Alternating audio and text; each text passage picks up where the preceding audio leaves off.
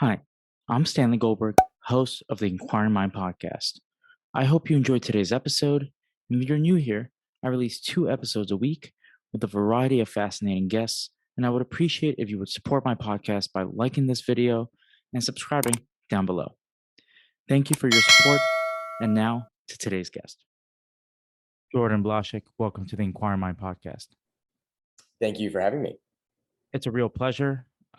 Before we get into everything, I obviously will have a description of who you are, what you do on the bottom of my video version of this podcast and the audio version of the podcast. But I want to start with this. You served as a Marine. And one, thank you for your service, obviously. And second is, what did that experience teach you about life, and why did you decide to join the Marines? It's a great question. And I wish everyone could have the experience of going through that training, that sort of transformation of identity.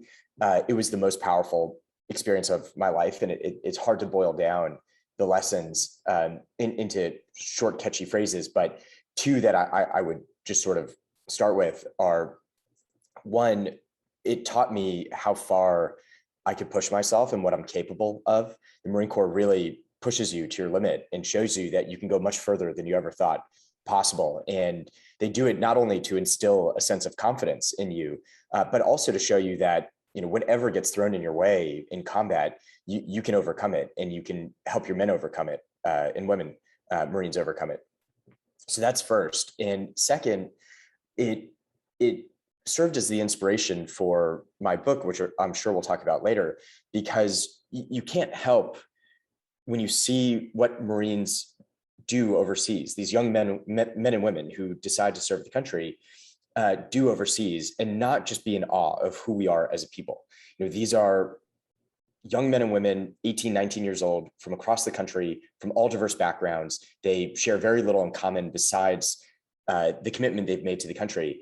And when they go overseas, they commit themselves to selfless acts over and over and over again, and show just the most unbelievable bravery, heroism, dedication to country, and integrity. And seeing that showed me what this country is truly made of. And every step of the way over the last 4 years, as the country seemed so divided, everything felt like it was coming apart at the seams, that gave me faith in who the American people really are. That, that spirit that I saw, in far off places like Afghanistan, that's what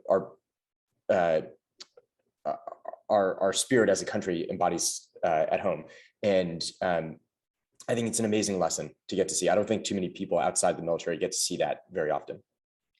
I want to unpack that a little bit. And you just mentioned the fact that when you joined the Marines, you pushed yourself beyond what you thought you were capable of doing. Is there any experience besides the military that can really get people to have that sensation and feel like, what, I could overcome certain barriers in my life and I could become greater? Yeah, well, one quick funny story from my first 3 weeks at Officer Candidate School. So Officer Candidate School is the equivalent of boot camp for officers. It's kind of like, if you've seen any movie where you have the drill instructor screaming at the young recruits with shaved heads. And I had trained for about 9 months to get ready for Officer Candidate School. I was in the best shape of my life. And I show up, I had just graduated from Princeton. And I show up, and it's as if I can't do anything right. Every step of the way, I'm getting screamed at by the drill instructor. It feels like all the other candidates around me are succeeding and I'm failing, and I just can't figure out how to do anything properly. And about 2 weeks in, the meanest drill instructor, this guy never had a smile or a bit of empathy on his face. He pulled me aside and he said to me, "Hey, son, have you had a hard life or an easy life?"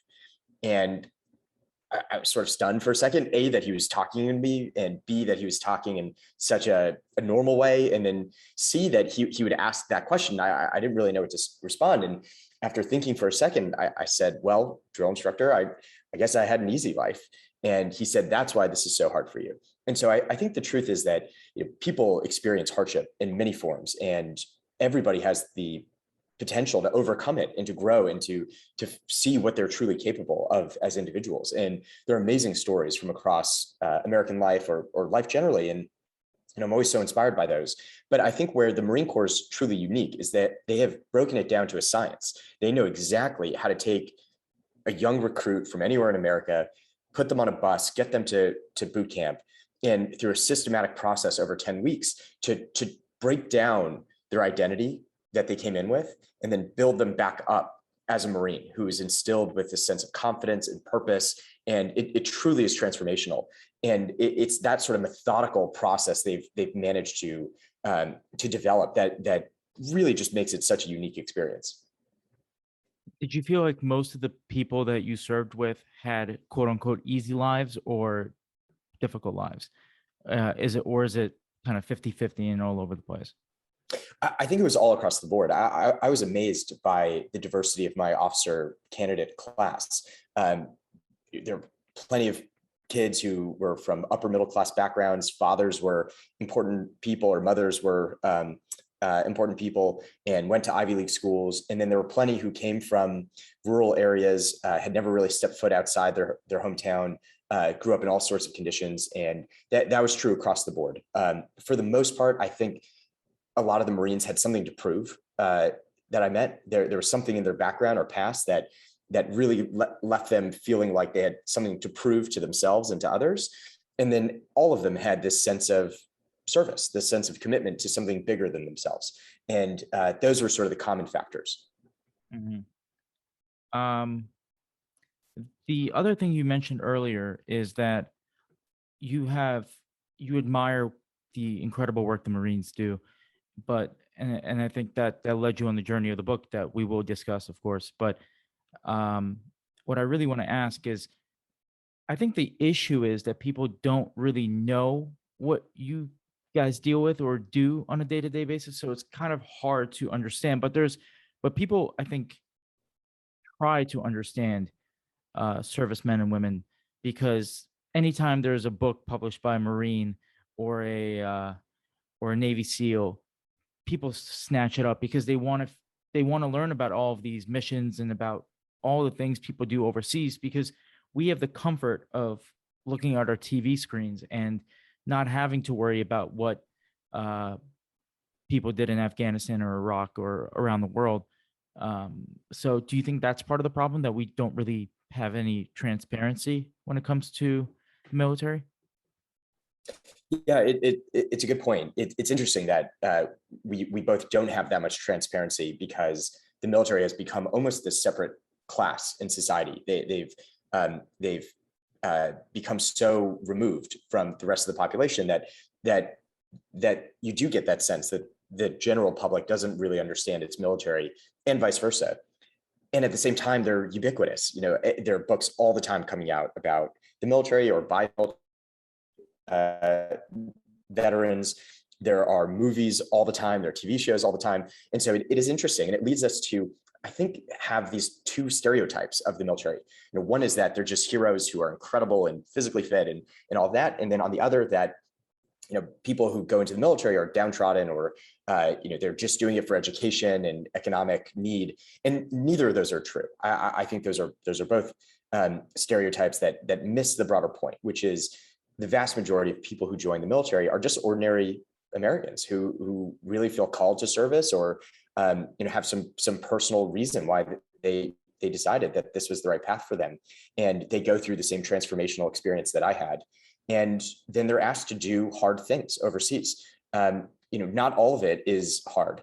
I would actually say that 70 to 80% of time on deployments or even on base is just boring. It's just normal life, or it's training, or it's doing routine things. And then there are periods that spike with excitement or conflict or violence, and those are things at the extreme of the human experience. And we put the service members into those positions, and the training helps them handle it. And that's really it. I think it's great how this country has responded over the last 2 decades to the military and veteran community, trying very hard to appreciate and to understand them. I think it's an obvious change and correction from what happened after Vietnam. I do think it's problematic that there still is this big divide between the two, and they don't understand each other. And I think it's great that people are trying and are finding ways to try to connect the military. Yeah. So to pivot a little bit to your book, which is called Union, and you co-wrote it with Christopher Hughes, and I got to say, I didn't expect to like this book as much as I did. It was really beautifully written. Um, Essentially a travel log by two friends that disagree politically most of the time, but grow to be good friends throughout the trips. And I think you write, and you're so transparent in the way you've dealt with hardships in your friendship as well, which we'll get to as well. But you are a Republican, if I'm not mistaken. That's correct. Your co-author Christopher Hughes is a Democrat. Um, do you remember, because you mentioned this in the book, do you remember holding back your political beliefs growing up and when you went to college in fear of some kind of repercussion? Yeah, I never really felt the need to hold back my political views. I always grew up in a very liberal environment. So I went to school in Los Angeles. I was probably one of 5 Republicans in the entire middle school and high school. And I remember taking part in this debate when I think it was Bush v. Kerry, and I was defending Bush and in front of the entire school. And I never felt that shy about it until I got to law school. And I think law school was a big sea change. And what felt different was, as opposed to people just disagreeing with me or thinking that I was sort of this ignorant Republican who just didn't get it, there was there seemed to be an attachment of malice and evil to certain views at law school that made it different. And I remember thinking that there were some conversations I wanted to stay away from, because I didn't trust the person on the other side would approach it in good faith or assume that I had good faith. And that was a big change. And part of the reason Chris and I got along so well and we developed this great relationship is that he was someone I felt comfortable with. And I felt after our initial few months as friends that I found someone with whom we had a nice foundation of interests in common, things we cared about in the world, which allowed us to get into some of these trickier subjects that at the time, this was 2015, 2016, things like Black Lives Matter and the election between Donald Trump and Hillary Clinton, those things that were so hard to discuss with other people, I felt that I could discuss it with him. And it created the foundation for the book. You attended Yale Law School, correct? Right. So why is it that it seems to me, again, that at these, again, quote, elite law schools, elite private institutions, there seems to be this unwillingness to hear out people's opinions and to have honest conversations about certain topics. And like you just mentioned, you didn't feel like a lot of people had good faith when approaching a conversation. Why is that seemingly exclusive to Yale, Harvard, schools like that, and even lower level, again, I'm putting that on quotes, private institutions as well? Mm-hmm. It's a great question, and I'm sure there's some long historical train that has sort of led us to where we are in terms of the philosophy or intellectual underpinnings of some of the more aggressive efforts to shut people down or censor them. But I think just very simply what I found when I was at Yale Law School is that ideas tend to get workshopped at places like Yale Law School or Harvard Law School before they make their way into the real world. And part of that is because there's no real consequence at law school. People can throw out these ideas and create new policy frameworks in sort of this comfortable bubble where their ideas will be taken seriously. There's no consequence to doing them, and as a result, you get this sort of petri dish of these things. And so ideas like critical race theory or white privilege or the idea that like silence is violence, all those things kind of start as these ideas within the legal academy.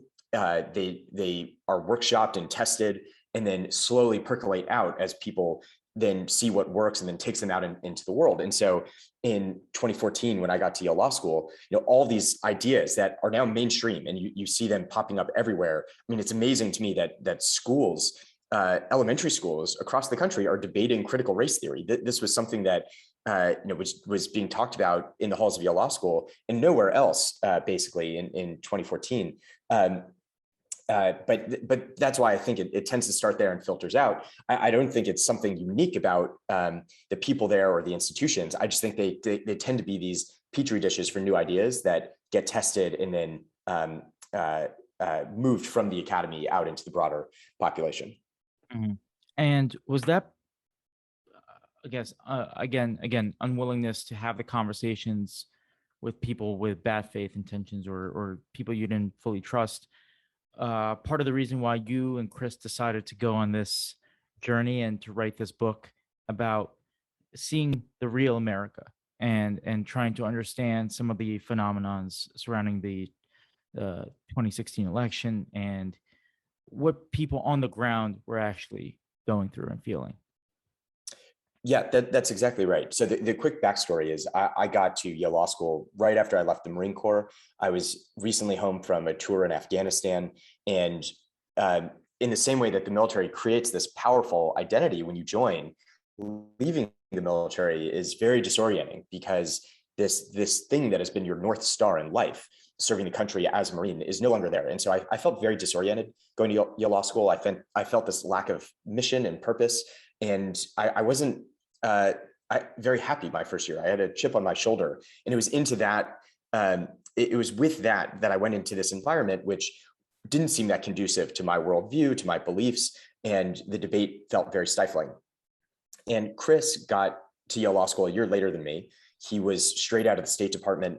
He had been a speechwriter for Secretary John Kerry, and he similarly felt this lack of mission. He felt that having left public service, he didn't quite feel at home in the legal world.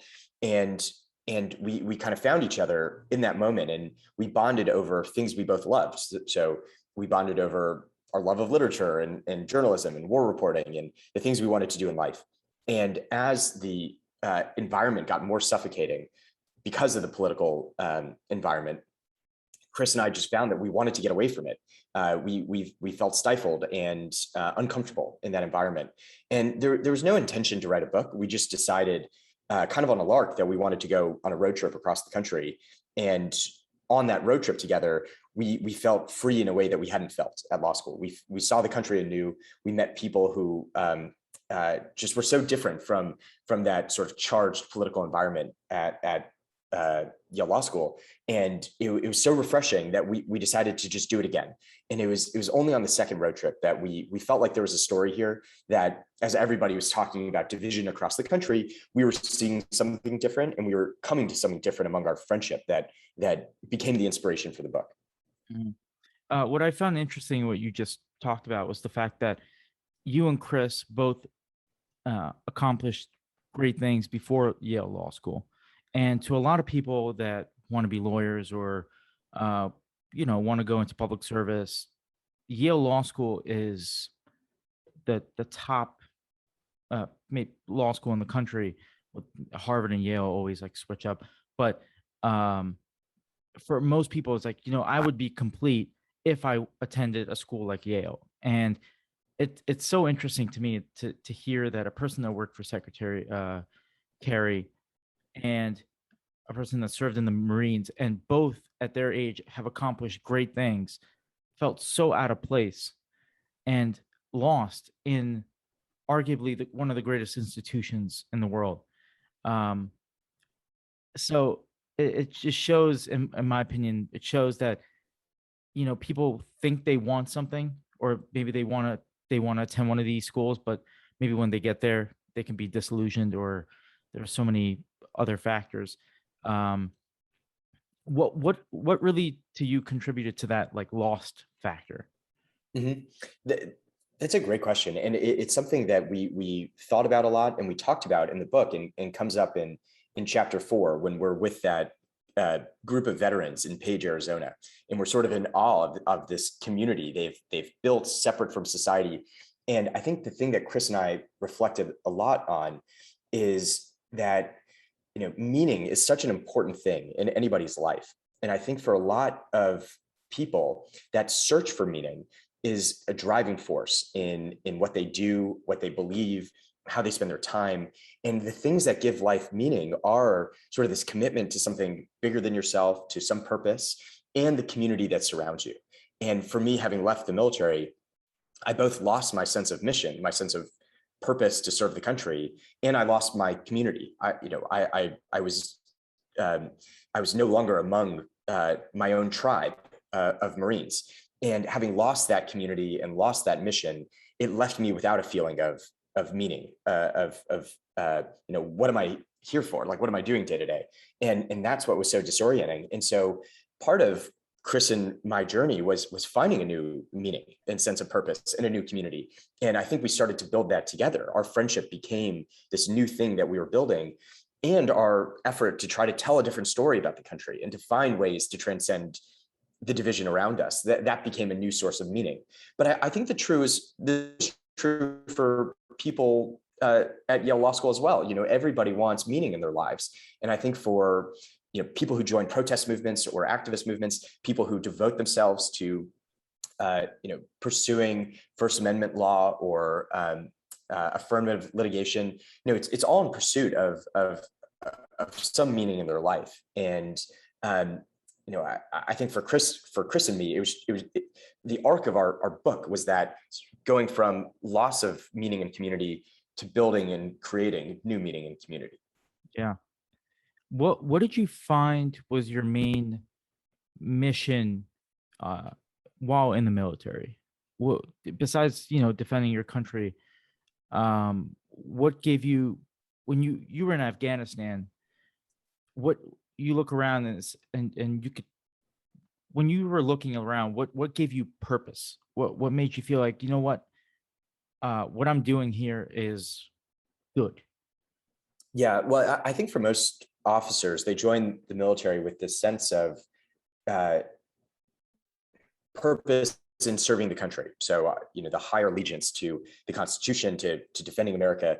And then once you join, it becomes very focused on the Marines under your command and being as well prepared to lead them as possible, because their lives are in your hands. And that becomes the entire focus of your sense of mission and purpose, at least for me. And, of course, part of that is whatever mission you're given, executing it to the best of your ability to ensure that you are stewarding the young men and women's lives properly, who have signed up to serve under you.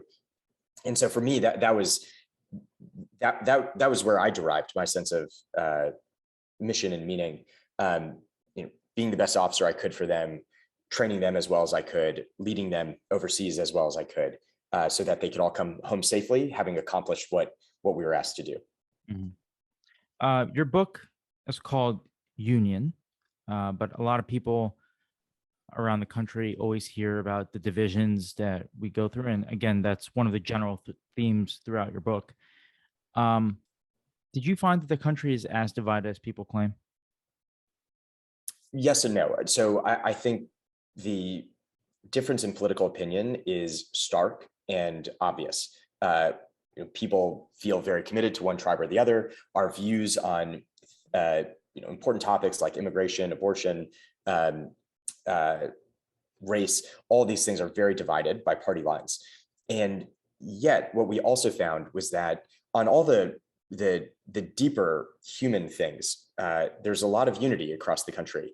And that might sound trite, but I think what Chris and I came to believe is that a lot of the division is manufactured.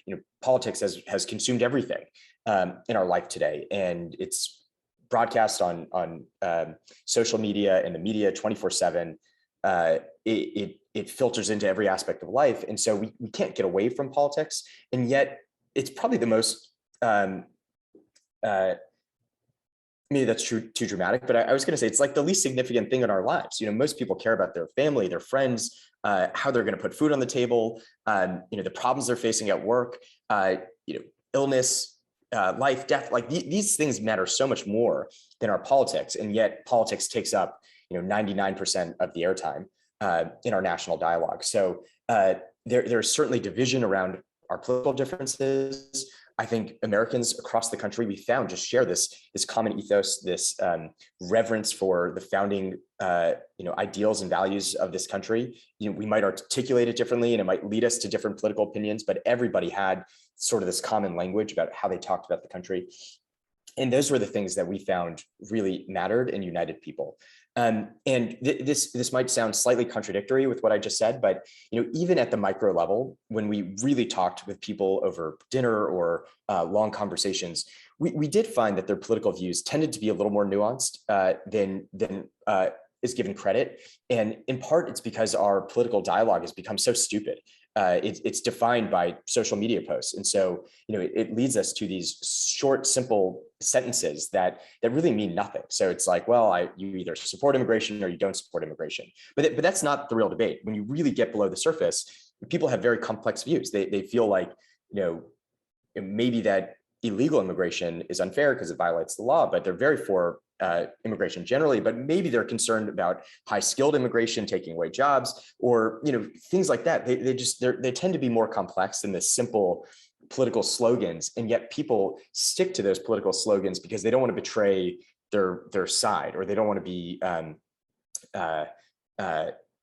tagged as something that they don't want to be tagged as. And so, I do think people's political views tend to be more complex. They're always informed by some life experience that people had. You can understand where someone's political views come from when you get into some of those biographical details or experiences. And what Chris and I found was, when you do get there, it makes it much easier to understand as opposed to just challenge someone's views. I think so. Two parts to unpack in what you just said. The first thing is, when I went to college, which was not that long ago, it was 4 years ago or 5 years ago. When I got into college, I was, I guess, considered a lefty. Like I supported Bernie Sanders at the time, and I was trying to figure out where I stood politically. And I met this guy who's still one of my closest friends, who was, I don't think you could find somebody more politically opposite to me at the time than this guy. And he was extremely conservative in my eyes. And, I grew up not obviously hating Republicans or Democrats. My dad is a Republican. My brother was sort of a Democrat. And, I respected both. And what I realized is, throughout our friendship, that we kind of moderated each other. So my friend became more centrist, and I became more centrist throughout the process. So one problem, it seems to me, is that people don't have friends that they disagree with politically, and are capable of having respectful disagreements with, like you had with Chris. The second one issue is the loss of community, as you just mentioned, and the fact that politics has almost transplanted some hole in people's lives, whether that be the loss of religious communities or loss of local civic communities, or sports teams, whatever it might be. But politics seems to be everywhere. And so, to kind of wrap all of that into one, do you think maybe that friendships could be better off if politics were not discussed? And two, maybe to contradict myself here, but two, would it be, is that honest? Because if people want to talk about politics and yet feel like they have to hold it back when talking to somebody that they claim is a friend, is that really a friend? That's a great question. And I think one thing Chris and I found was that even after years of doing these road trips, writing the book, trying to find a better way to have conversations between us, we still fight about politics. And even as the book came out and we were doing the book tour, A couple times we got into these big fights about politics, and that's okay. Fighting's okay about politics. The key is recognizing that the relationship is more important than it, in finding a way to come back after you fought. And so I don't think that you have to stay away from politics in your friendships. I think, in fact, that talking about politics, especially because they're always representing some higher issue, some issue of justice or fairness, or how we want to order our society. Talking about politics can really be illuminating and reveal blind spots that you might have, or new ways of thinking that make you better. And I think Chris and I felt like we made each other better. But the key is being able to have those conversations productively in a way that you're both getting something out of, as opposed to just being a sport where it's, each side's trying to score points and win the argument.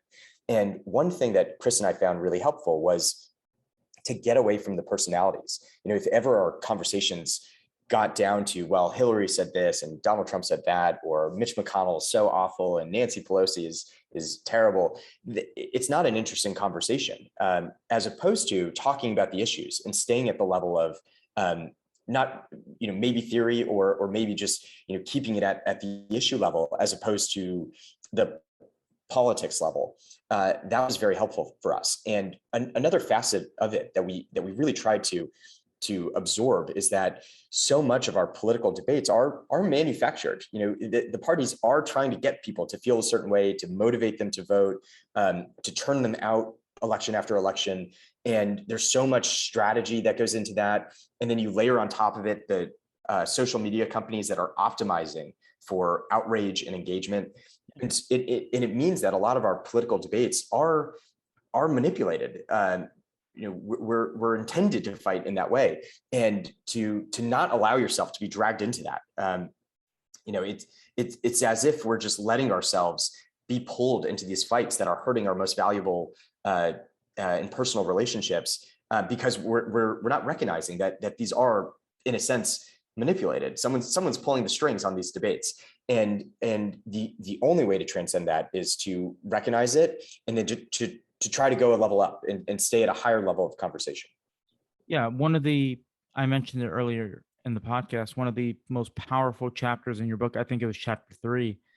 You and Chris are driving through Nevada. I want to say through Nevada, right? And it's desert all around, and it just seems like a nice drive. And it seems like out of the blue, here comes a disagreement that turns into a very heated argument that could have ended a friendship if it were not a little stronger. What I found so fascinating is the analysis that you kind of describe when both you and Chris analyze why you got into this argument. And you mentioned the fact that, well, maybe I shouldn't have done, maybe I should have listened more, or and just not jump to attack. But why do we have this kind of urge to shut off our critical thinking at times and to just support our given tribe, even though most of the time we don't even agree with the tribe? That is such a good question. And I think that last point is the key point, is that, the tribes don't represent us entirely. I am a Republican, but the Republican Party, I don't agree with it, probably, 30-40% of the time. And so to feel like I have to defend these things I don't agree with, just because the whole I'm represented by the whole, is weird. I mean, and we choose to do that. It's a choice. And I think for Chris and me, a lot of our journey was trying to shed those identities and be able just to speak for ourselves and not feel the need to defend someone who does, or some party that doesn't reflect us. I think we've all had that experience of, you're in a conversation, you can hear it take a turn, and that we're now going to spiral down into a fight. And yet there's something about our tribal brains that make it very hard to recognize that and to stop and to pull back a little bit. And in the fight that you're referring to in the book, what happened was I made a statement about how I felt anytime Donald Trump says something, the media, or the leftist media, takes the most uncharitable interpretation of it, and then uses that to tar all his supporters with that statement. And Chris got upset. There was some emotion in his reaction to it because he felt that some of Trump's statements had actually hurt people in his life. And the self-analysis I did was afterwards was having heard that little bit of emotion, I should have pumped the brakes and said, okay, I just touched a nerve. I should step back and try to understand what that was. And instead, I decided to try to win the argument and to prove to Chris why I was right, he was wrong. And that's where it all devolved. And then it got into, the next issue, which I think is very common today, which is if someone disagrees with us, especially in that sort of charged emotional way, then we have a hard time recognizing that there's anything we could possibly have in common. Or, the phrase Chris used was, "I don't even know you anymore," and that's also a hurtful thing and creates barriers. And I've watched people in my life go through that with best friends, with family members, where in the midst of the 2020 or 2016 elections, having heard someone's opinion on something, they assume that if this person holds that opinion, they must not be someone I actually have anything in common with, or how could I have loved this person who holds that opinion? And I think that's become a very destructive thing in our politics. Yeah, and there's always this urge that I've seen. I think more so before the 2020 election, of people trying to uh, convince you of how wrong you are, and almost uh, convincing themselves that they've convinced you of their point of view, but it doesn't really work that way. Since we kind of touched on the 2016 2020 election, let's address the kind of the elephant in the room. I want to talk about former President Donald Trump a little bit, and a very interesting chapter. I think it's first or second. I'm sorry, the order is just all over the place for me. But first or second chapter, you attend a rally in Phoenix, of Donald Trump's, and there's some really interesting analysis because you're walking through, you're in the rally, then you're kind of out of it, then you're outside. You get to see how people behave, people that are against Trump, people that are for Trump, and so on. What I immediately realized is what you were describing is very different than what the media was showing. And the media is showing that everyone is at each other's throats, that what Donald Trump was saying was constantly fueling these people's emotions and making them pissed off at the world and whatnot. But you approach it a little bit more critically and try to analyze what these people are actually talking about. You actually point to, I think, two people that are actually having a conversation and disagreeing very respectfully, and one is a anti-Trump person, one is a pro-Trump person, and I think there's a line in your book that says they can actually hear each other. So do you think that was a lack of quality journalism and reporting at the time of that rally, or was it just catering to what people want to hear is going on during an election time? I felt it was certainly the latter. And Chris and I had a lot of debates about this. Chris was a journalist growing up, and it's the profession he considers himself a part of.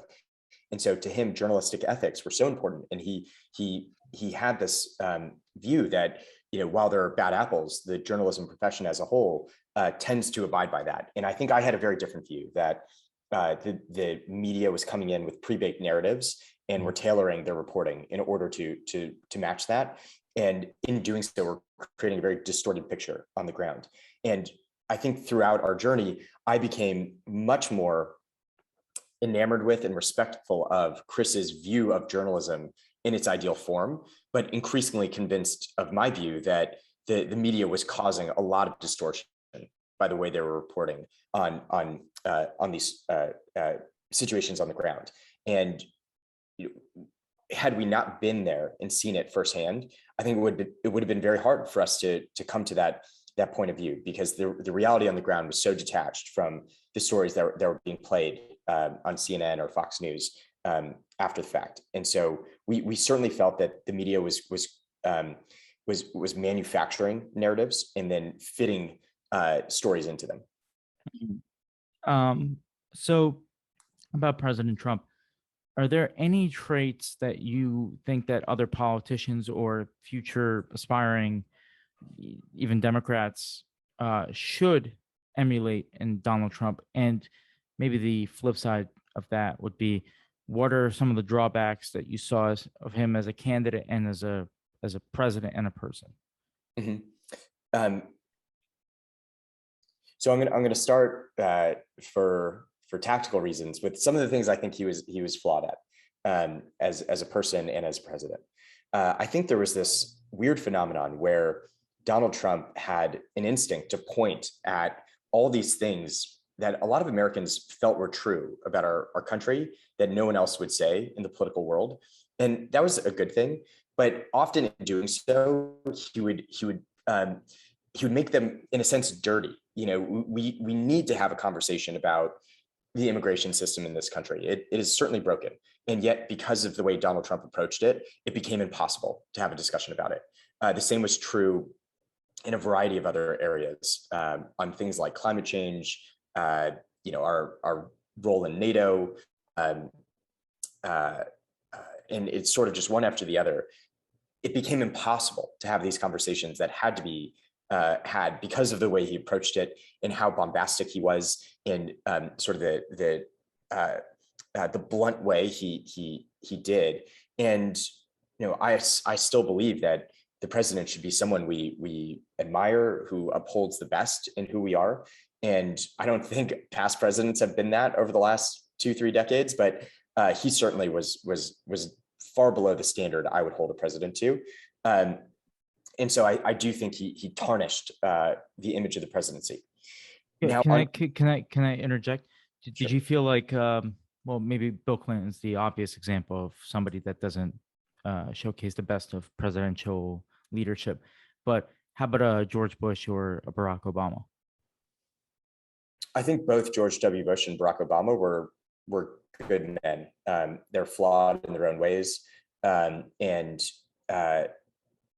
I think there are policy disagreements I have with them. I don't think they come close to the way Donald Trump kind of took this very vulgar populist approach to the office. And yet, and this gets to the thing I think Donald Trump really did well, in that I've spent a lot of time thinking about. And I'm probably not going to articulate this that well, but just bear with me.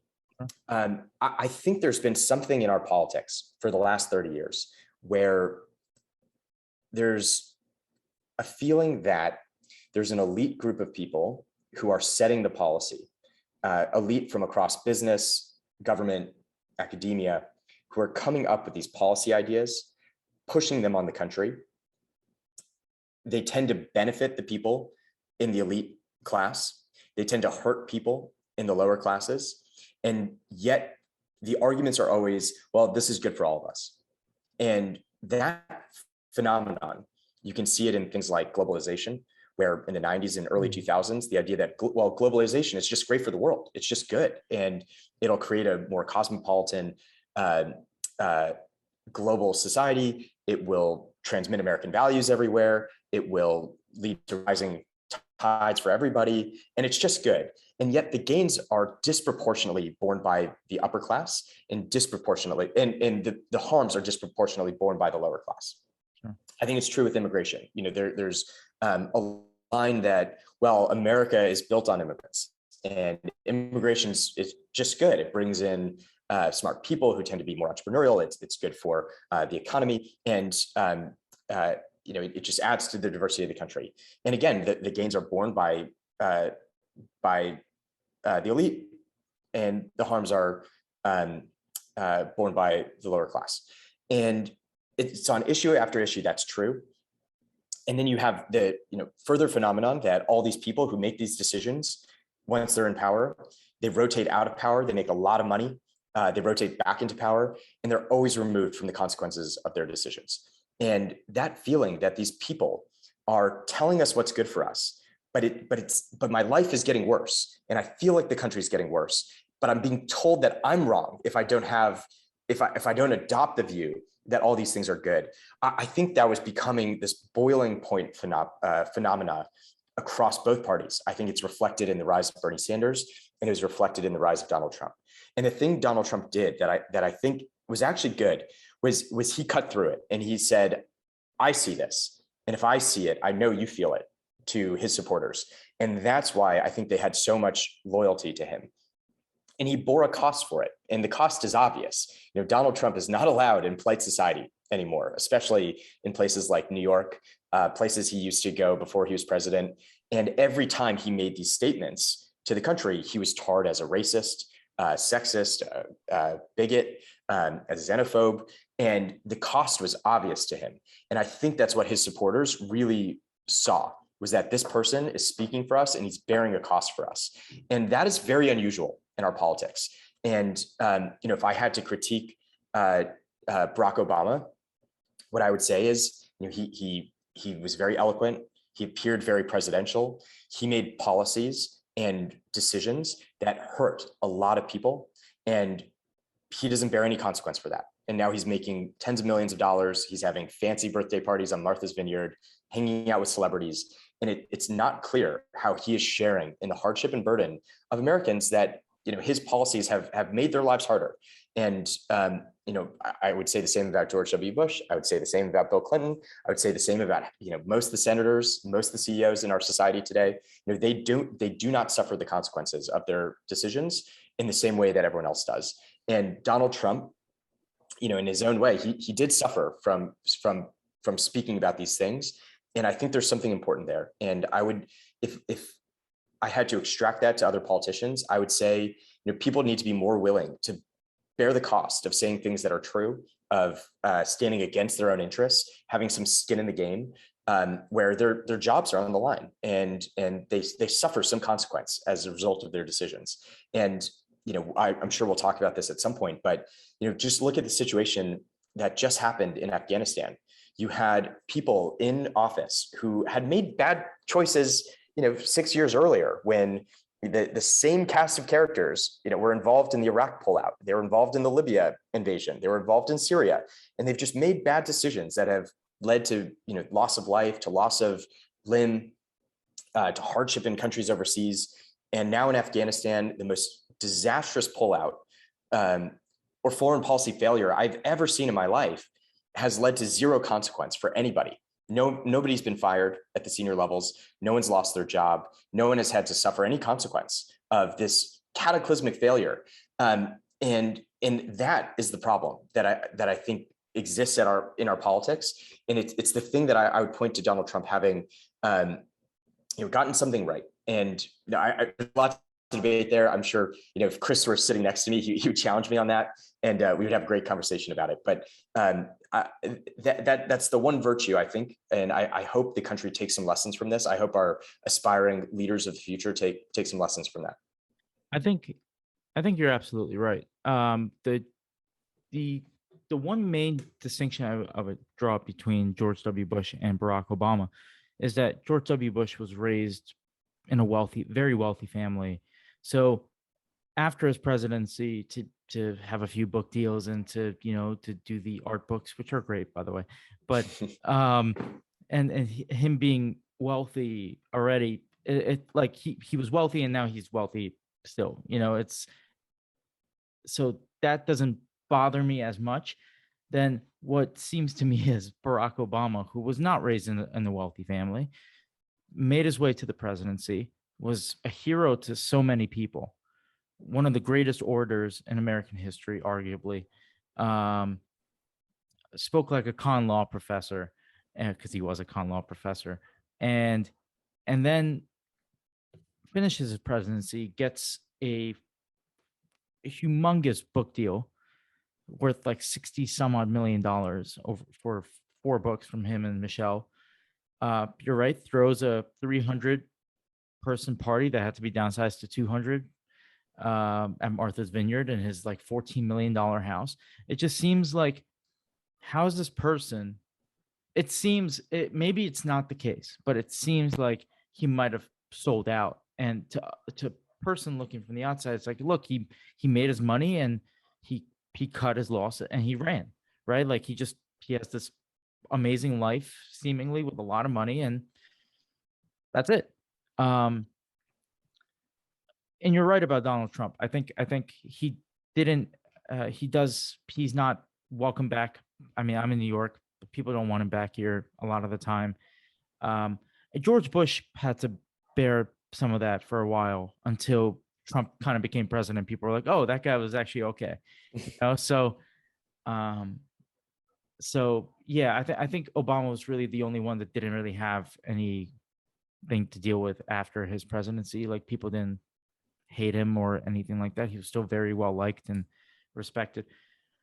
And so, Yeah, maybe, I don't know if I'm putting a finer point on it or I'm taking us in a new direction, but, sure. just there's something about this, the time we're living in, where people at the highest levels of society are both proclaiming that the world is falling, that the country's collapsing, that everything's awful, as they are enjoying the fruits of our society more than ever.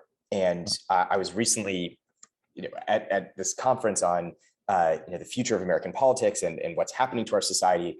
And it was one famous person after another, just sitting there saying, oh my God, we're on the verge of collapse. We're heading towards totalitarianism, or if Donald Trump comes back, the world is over. And it was just one after the other. And yet you look at their personal lives and you wouldn't see anything that reflects this sense of catastrophe or urgency. They're making more money than ever. They're living nicer lives than ever. They're on TV making money. They're selling books, making money. They have these incredible jobs, and there's this feeling of like you're not in there with us. The society that is suffering as a result of these decisions that get made at these very high levels. Our elites are not facing it, and they seem extracted from these challenges that we're all facing. And in a way, it feels like role play. It feels like a game. It feels like, well, I should be on TV talking about this, but then I go home and go back to my normal life and drink wine at a fancy restaurant as if everything's great. And that is the weird dichotomy that I'm trying to wrap my head around, which is, if things are as bad as they seem, why is nobody responding as if that's true? Or maybe put differently, if I think about the last 18 months, and why we have so little trust in institutions. We don't know what to think about COVID, masks and vaccines and whatnot. It's because there's not a single group in our society today that people can point to and just say, we trust them. We know that at the end of the day, this group, they're going to tell us the truth. And we don't have to wonder if it's for profit, if it's to cover their ass, if it's to prepare themselves later for a book deal, or just to benefit their political party. And I don't know who that's true for today. In the past, you might have been able to say that former presidents played that role. So, after the 2001 election, you had the Ford-Carter Commission to evaluate our election system, and people felt, well, okay, if nothing else, these people just have the good of the country in their interests. And I'm not sure who that's true of today, because you look across the board and it's hard to see people who have just said, I care about my public integrity more than profit, or I care about my public integrity more than my party. And that is a very dangerous thing for our country, because the pace of these crises seem to be coming faster and faster. And without any group that's broadly trusted, it's hard to see how we come to any sort of common sense making about what's going on. And you saw this with COVID, and I worry that I think people were talking about this with the anniversary of 9/11. If we were to face another 9/11 style attack, like would the country rally in the same way today? I'm not really sure, and I think it leads to that. And so, I'm going to end my rant, because I know I've been ranting for a little bit, but No. if I had one plea to people going into public trust or positions of leadership, it's to really think about, like, what do you have to do to preserve that trust in yourself and in your role. Marine officers or any officers across the U.S. military are told from day one that every action you take will be scrutinized. by the people you are leading. And so you have to make sure every step of the way that you are upholding integrity, that you're acting in line with the standards of your office, and you can have no actions that can detract from that. It's very important to maintain that level of integrity, and it's for simple things. I remember one person telling me, if your Marines don't see you at 6 a.m., they're going to assume you're sleeping. And so you better make sure that you're out there working out when they're working out. You better make sure that you're digging holes when they're digging holes, because they will assume the worst if you're not there. And I think that has become true of our political leaders, that they have taken actions that erode trust, because people are assuming the worst now. With Anthony Fauci gets $1 million prize from Israel, and then seems to have connections to the Wuhan lab. People start to wonder, well, there seems to be something untoward here. When he's on the cover of magazines and has a book deal, people think like, well, there's something untoward here. And so that to me is a huge problem in our society. To your point about 9/11 that I found interesting, if God forbid another situation like 9/11 would occur today, would people rally? I don't know if it was a trust for some institution that made people rally. It's just seeing their fellow New Yorkers, fellow human beings, jumping off buildings and needlessly dying in an act of terror, an immense acts of bravery by the FDNY, the NYPD. I think people looked at that and go, yeah, you know what, like those are my people. And I think, look, as a New Yorker, I don't know if you live in New York. I think you do, right? Yeah, I live in New York right now. Yeah, and New Yorkers, it's hard to care about people when you live around. It sounds really bad, but it's hard to care about every kind of person when you live around 10 million people every single day, and you walk around these busy streets, and human life doesn't seem like much to you because there's so much of it. And then something like that kind of puts things into perspective, and you rally behind people in times of need. And then obviously, people have short memories and people forget and they move on with their lives. So I would hope that people could rally in a situation like that. And just to tie it back around to things we've already discussed, my point about the young 18 and 19-year-olds overseas and what that reflects in the American spirit, and similarly about the people Chris and I met on the road and what they did have in common. I think you're 100% right. And I do think the people, the general American people would rally together. And it's our leadership that we would not really trust. And that to me is the big dilemma we face today. Yeah. And I think that happened with Afghanistan. I do want to touch on this issue a little bit. You wrote a very powerful piece. It was in Barry Weiss's Substack that people should go and read. Something along the lines of, did my fellow service members die in vain or serve in vain, or something along those lines. So, two-part question about Afghanistan. Do you think that the situation would have been handled differently had it been President Trump, not President Biden? And the second question is, do you feel like your time in Afghanistan was in vain or not? Mm-hmm. Great question. On the first one, I don't know. It's really hard to know. And I think there probably would have been some differences in approach, but to what end, I'm not sure. The question I can answer is, do I think my time was in vain? I don't think so. I think when we were over there, I remember having feelings of anger and frustration that I don't think the strategy was right. I don't think we were doing anything that was going to succeed. And yet we achieved an immense amount of good while we were there. It's unpopular to say today, but getting women and girls to be able to go to school, to be in the public square, to experience a life of liberty, I don't know what effect that will have long term, but I think it's important. I think it's very powerful. There's a whole generation that experienced a different way of living in Afghanistan and life without the Taliban.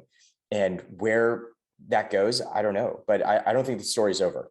And they got to see what dedication our American service members had to these values of liberty and equality. And I think it'll have an impact on them. So the story's not over, and I think our service mattered for that. More importantly, for 20 years, we fought terrorist groups over there. We created space for civil society to emerge and to keep those terrorist groups out of those training areas. And I think that kept Americans safe. And it was messy. We muddled along. It didn't look like a democracy that we would expect in America, but it's a different part of the world with different culture. And it was important for us to be there. And I do think that the men and women who served overseas, who gave their lives, who sacrificed, and the families back home who sacrificed, I think that service really mattered. And the point of my article that I was so upset about was that that's our leader's job to be able to communicate why it mattered and why it was so important for us to be there. And yet for nearly a decade, since about 2011, when Barack Obama first announced he was going to start pulling troops out of Afghanistan, successive presidents have never told us why it was worth being there. They only told us why they wanted to get us out. And yet they were still sending us in. And I think that was a failure of leadership on their part, because it's up to our leaders and to our society at large to give meaning to the sacrifice of our troops. Americans today still look to the military for a sense of what it means to be patriotic, to sacrifice yourself for a higher cause. But it's a reciprocal relationship. And I think what our society and our leaders owe the military is a feeling that we're not asking them to go overseas in vain. There's real thought and purpose, and they need to communicate that. And that was, to me, the signal failure of Afghanistan. And if you think about where we are today, having left Afghanistan, we have no strategic base in that part of the world anymore. It's the most dangerous part of the world. It's in between Pakistan. It's next to Iran, touches China and Russia, and there's safe havens for terrorists. But it's also just a bad part of the world. And to have a strategic base there with U.S. troops pre-positioned to go after terrorist groups that might form who are looking to hurt us, that was worth sending American soldiers over and over and over again. And it took a leader to say that, and no one did. So that was the point of my article. I hope no parent who lost a child over there ever feels like their child gave their life in vain, because it wasn't. Yeah. One of the, again, about Afghanistan, the fact that women were given were given rights and didn't have to wear a full-on niqab and cover themselves from and not feel like the Taliban was going to lash out at them if they walked out in the wrong outfit or said something or walked out without a man or whatever the case may be. I've really rethought throughout this whole process, one, political leadership, as you mentioned, and the second thing is, for a long time I used to hear that, well, they don't want democracy. Why do we bother giving it to them? Or why are we there? Why are we? It's almost like a libertarian / a very Democratic Party kind of line argument. I think I now disagree with that thought, because when people get to experience freedom, when women get to go to school, and then they unfortunately have to now deal with the Taliban, people don't forget that quickly. They don't forget that I had freedom one day and the next day there was none. There were no repercussions for dressing a certain way one day, and then there are no repercussions, and now there are repercussions. There are no forced marriages. Now there are. And I think people should understand that it's worth fighting for that. That's what America stands for. And if that's not something Americans believe and are not willing to fight for, then, you know, as the Hamilton line goes, if you stand for nothing, Burr, what do you fall for? Right. Mhm. So what do we fall for? And I have to obviously commend you for your service and for the great work people have done in Afghanistan. To wrap up, I want to ask two questions. I'll bundle them together, and then you can answer in whatever order you please. The first one is on a more optimistic note. What gives you hope for the future, if you have any hope? And the second question is, what are 5 books, fiction or nonfiction, that you would recommend to people? Yeah, well, great questions. So I'll finish with the first question, because I think that's the more uplifting one.